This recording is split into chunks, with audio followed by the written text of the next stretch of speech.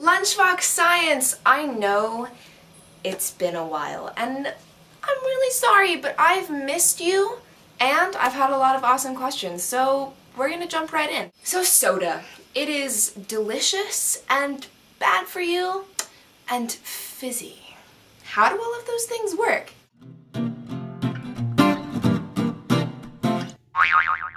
So carbonated beverage is a liquid that contains carbon dioxide gas, and carbonation is the process of putting carbon dioxide in that liquid. In the natural world, water can become carbonated by absorbing CO2 from its environment, but commercially, industries inject CO2 into their liquids. You gotta do it at a really high pressure because otherwise the CO2 will escape. CO2 naturally wants to be in the air because it's a lot easier for that CO2 to move. There's a lot more space between air molecules. That's the nature of that state of matter. And it's a lot more crowded down in that liquid. It's a lot harder for that CO2 to exist. So if you've got carbon dioxide in a liquid, it's going to want to escape up to the air. But if you're putting a lot of pressure on it, it's going to keep that CO2 pressed down into the liquid. So when you're carbonating water, you've got to keep it at a really high pressure. It also helps if you keep that liquid cold. Carbon dioxide molecules like to ping around really fast, so at a high temperature they get to ping, ping, ping, ping, ping, but at a slow temperature it's more like ping, ping, you know, slow motion pinging. So if you've got your liquid and your air at a very low temperature, you can pack more carbon dioxide and have more of it stay in your liquid. In order to keep all that carbon dioxide from escaping from their soda bottle, soda manufacturers have to make sure that the liquid and the air inside that bottle are at a very high pressure. That's why when you try to open a bottle of soda or mineral water, all that CO2 wants to escape. Like, yay, air, freedom, let me out! And you're like, dude, you're gonna explode all over my freaking kitchen counter. But if you loosen the cap just a little bit at a time, you let the carbon dioxide escape a little bit at a time, and you will successfully avoid a Mount Vesuvius type situation. Whoa, buddy, whoa, whoa, whoa. Yowza. Interestingly, the fizzy sensation caused by soda on your tongue is not, contrary to popular belief, due to the carbon dioxide.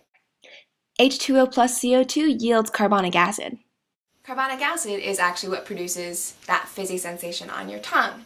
Now, carbonic acid, when it's a strong acid, is something that could definitely kill you if you ingested it. It would eat away at, you know, your insides. In a drink like soda, it's been diluted with other kinds of salts to make it, you know, not kill you. Or at least, not immediately. I'm not a huge soda fan.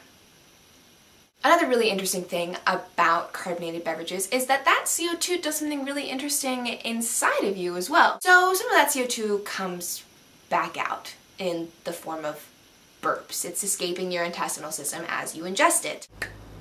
Charming. But the CO2 that does reach your intestinal tract is absorbed by your epithelial lining, or the cells that line your intestinal tract. When that CO2 goes through that lining, it opens the way for other things to follow. Essentially, absorbing CO2 into the lining of your stomach and your intestines makes it easier for other things to follow. This is why people say that fizzy alcoholic beverages go to your head faster than non-fizzy alcoholic beverages, because the CO2 makes it easier for your body to absorb the alcohol. The carbon dioxide that is absorbed by your body during the digestive process is eventually expressed out through your lungs with the rest of the CO2 that you breathe out naturally.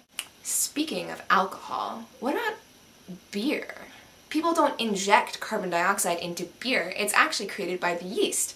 So yeast are living microorganisms that are working to ferment the hops to create the alcohol, and the yeast are emitting CO2. It's the byproduct of their natural respiration. So you've got fizzy alcohol. Pretty cool, huh? I mean, who doesn't love fizzy alcohol? Let's be real. New Year's Eve? Anyone? Anyone? Artificial carbonation was discovered by a guy who thought it would be a great idea to hold a bowl of water over fermenting beer, and watched as his water got fizzy. Joseph Priestley, England, 1767. That dude knew what was up. So that's lowdown on carbonation and soda. I hope you enjoyed it. I've missed you guys. I'm really glad to be back. If you have a question you have a burning desire to have answered, please feel free to send it in. Facebook, Twitter, Tumblr. A note from the editing room, aka my couch. Thanks for watching, and I hope you had a happy holidays and a safe New Year's, and don't forget to pack your lunchbox. Ba-da-da-da-da-dum-ba-dum.